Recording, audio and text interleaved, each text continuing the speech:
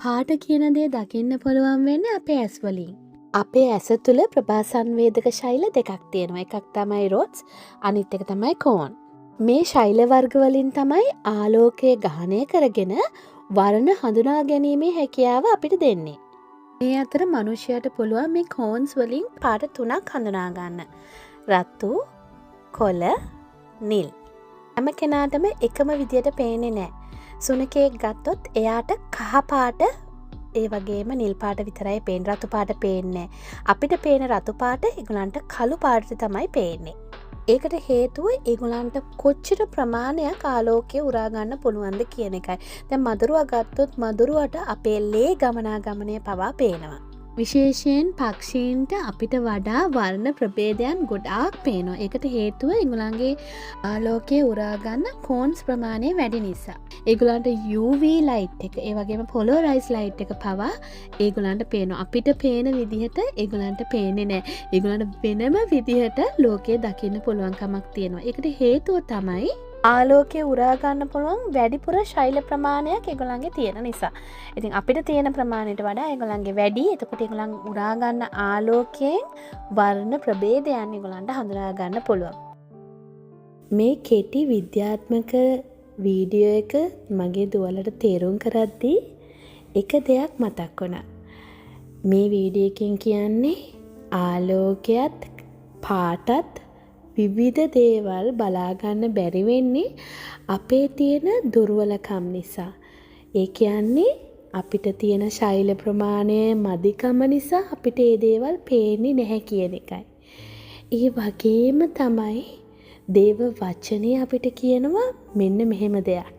ශුද්ධ යොහාන් 1:8 සිට 10 මෙහෙම කියනවා. ඔහු ඒ ආලෝකය නොව ඒ ආලෝකය ගැන සාක්ෂි දෙන පිණිස ආතැනැත්තේය. ලෝකයට එන්නා වූ සියලු මනුෂ්‍යයන් ආලෝක කරන්නා වූ ආලෝකය සත්‍යත්‍යා වූ ආලෝකයය. උන්වහන්සේ ලෝකයේ සිටිනසේක. ලෝකයද උන්වහන්සේ කරුණු කොටගෙන සාදන ලද්දේය. නමුත් ලෝකයා උන්වහන්සේ ඇඳින ගත්තේ නැත. එතනදී ඔහු ඒ ආලෝකය නොව ඒ ආලෝකය ගැන සාක්ෂි දෙන්න ආතැනැත්තා කියන්නේ යොහාන් බෞතිස්ම ගැනයි. හැබැයි සත්‍ය වූ ආලෝකය කියන්නේ යේසුස් වහන්සේ ගැනයි. මෙතනින් 10 වෙනි පදේ කියනවා උන්වහන්සේ ලෝකයේ සිටිනසේක. කවුද මේ? යේසුස් ක්‍රිස්තුස් වහන්සේ. ලෝකයේද උන්වහන්සේ කරුණු කොටගෙන සාදන ලද්දේය. යේසුස් වහන්සේ කරුණු කොටගෙන තමයි සියල්ල සාදන ලද්දේ. නමුත් ලෝකයා උන්වහන්සේ ඇඳින ගත්තේ නැත. බලන්න අද ලෝකයේ මිනිස්සු උන්වහන්සේ හදපු දේවල් වලට නමස්කාර කරමින් ඒගොල්ලෝ පුද පූජා කරමින් ජීවත් වෙනවා. හැබැයි උන්වහන්සේ මේ ලෝකේ ඔබත් මමත් සමග ඉන්නවා. ඒගොල්ලන් අඳුරගන්නේ යන්නේ නැහැ. මැවුම් කාර්යව අඳුරගන්නේ නැහැ. ඒගොල්ලන්ට පේන්නේ නැහැ. ඒ වගේම ඔබගේත් මගේත් අයිතිකාරය වූ යේසුස් ක්‍රිස්තුස් වහන්සේව ඒ අඳුරන්නේ නැහැ. ඒගොල්ලන්ට පේන්නේ නැහැ. ඒකට හේතුව බයිබලයේම කියනවා. ගීතාවලිය 119:18 කියනවා ඔබගේ ව්‍යවස්ථාවෙන් ආශ්චර්යම දේ දක්නා පිණිස මාගේ අස්පෑදුව මැනව. ආමේන්. බලන්න ඔබගේ ව්‍යවස්ථාවෙන් කාගේද? දෙවියන් වහන්සේගේ වචනයෙන් අපිට ඇස් පෑදෙන්න යනවා. අපේ ඇස් ආත්මික ඇස් පේන්න යනවා. මේ මොකකින්ද? දේව වචනය තුළින්. දෙවියන් වහන්සේගේ වචනය දැනගන්න ඔබට යේසුස් ක්‍රිස්තුස් වහන්සේ කවුද කියලා ඔබට දකින්න පුළුවන් වෙනවා. ඇස් පේන්න යනවා. ගොඩක් දේවල් ඔබ ආධ්‍යාත්මිකව දකින්න යනවා. මෙතන කියනවා ආශ්චර්යමත් දේ කියලා. අද බොරු ගුරුවරු උගන්වනවා අපිට පේන්න යන දේවල් ආශ්චර්යමත් දේවල් කියලා මේ ලෝකයේ දේවල් පෙන්නනවා. ඒව නම් නෙමෙයි. අපිට වාහන, ගෙවල් දොරවල්, ඒ වගේම අපේ දියුණුව, සඵලත්වය මේ දේවල් තියෙන්න ඕන ඇති. නමුත් ඒ දේවල් නෙමෙයි මෙතන කතා කරන්නේ. එතන කතා කරන්නේ ආධ්‍යාත්මික දේවල් ගැන.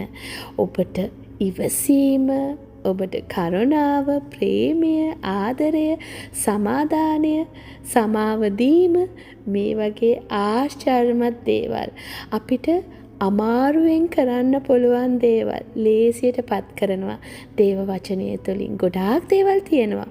ඔබටත් ඒ ගැන ඉගෙන ගන්න කැමති නම් සත්‍ය වචනය තුළ ඔබ හැමදාම අහන්න, ඉගෙන ගන්න, මෙනෙහි කරන්න, ඒවා ක්‍රියාවට දමන්න අවශ්‍යයි.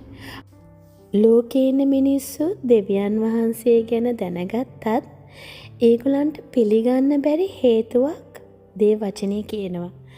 යොහාන් 3:19 කියනවා විනිශ්චය නම් මේය. ලෝකයට ආලෝකයේ පැමිණ තිබෙන නමුත් මනුෂ්‍යයන්ගේ ක්‍රියාව නපුරු බැවින් ඔවුන් ආලෝකයට වඩා අන්ධකාරයට ඇලොම් වූ බවය. බලන්න මෙතනදී කියනවා ආලෝකය පැමිණලා තිබුණත් ලෝකෙට මනුෂ්‍යයාගේ ක්‍රියාව නපුරු හින්දා මේ ආලෝකයට වඩා අන්ධකාරයට ඇලුම් වෙලා තියෙන මිනිස්සු ක්‍රියාවෙන් පාපිෂ්ඨ ස්වභාවය නිසා මනුෂ්‍යයාගේ තියෙන පාපයට ඇල්ම වහල්කම ඒකට තියෙන ආසාව නිසා මනුෂ්‍යයට බැරි වෙනවා ආලෝකයේ වෙතට එන්න. අන්ධකාරයටම ඇලුම් වෙලා ඉන්න ඒගොල්ලන් කැමති. ඉතින් මේ ක්‍රියාව නවත්තන්න පුළුවන් යේසුස් ක්‍රිස්තුස් වහන්සේට විතරයි. උන්වහන්සේ ඔබට අදත් ආරාධනා කරනවා උන්වහන්සේගේ කරුණාව යටතට එන්න කියලා. ඒ ආරාධනාව පිළිගන්න ඔබටත් පුළුවන් ආලෝකයේ වෙතට එන්න. සියල්ල දකින්න, අවබෝධ කරගන්න. උන්වහන්සේගේ දරුවෙක් වෙන්න. හැමෝටම ජේසු පිහිටයි.